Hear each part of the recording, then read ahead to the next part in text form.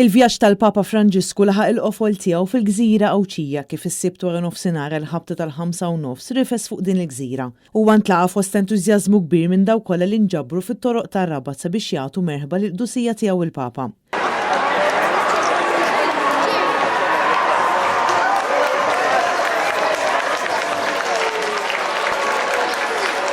Mal-wasla tiegħu fis-santwarju ta' Pinu l-Papa ntlaqa f'atmosfera mill-isbaħ minn dawk kollha li nġabru quddiem dan is-santwarju sabiex jilqgħu lill-Papa Franġisku bin-nies ixejru lil winsofor u bojot assoċjati mal-Papa, kuluri li ħolqu xena tas-sew suġġestiva fl-isfond tal-Bażilika Marjana. Ibqgħu xejru l-bladar il fuq ħalarakom, Papa Franġisku! Merħba kbira li Papa Franġisku fostna fl-imkien ċabċiba!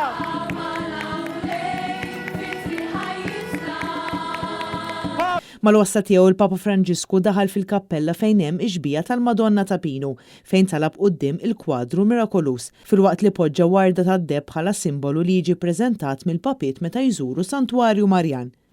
Tu sei benedetta fra le donne, il benedetto è il frutto del tuo seno, Gesù. Fid-diskors tiegħu il-Papa Franġisku sellem lil dawk kollha li jinsabu għaddejjin minn dbatija f'ħajjithom u sqar li l-fidi tagħhom falla hija waħda kbira. Huwa qal li l-Knisja Kattolika f'pajjiżna għandha storja prezzjuża mimlija b'rikkezza pastorali, iżda enfasizza l-bżonn li din il-fidi tal-Maltin u l-Awċin tkompli tikber u tissaħħaħ. Abbiamo bisogno di una fede che si fonda e si rinnova nell'incontro personale con Cristo, nell'ascolto quotidiano della sua parola, nella partecipazione attiva della vita della Chiesa, nell'anima della pietà popolare. Fil-preżenza tal-Kardinal Awċi Mario Grech, il-Papa Franġisku reġa' tenna l-appell tiegħu sabiex il-poplu Malti u Awċi jgħin lil dawk l-aktar fil-bżonn, b'mod partikolari lill-immigranti. Non possiamo accoglierci solo tra di noi all'ombra delle nostre belle chiese, mentre fuori tanti fratelli e sorelle soffrono e sono crocifissi dal dolore, dalla miseria, dalla povertà, dalla violenza.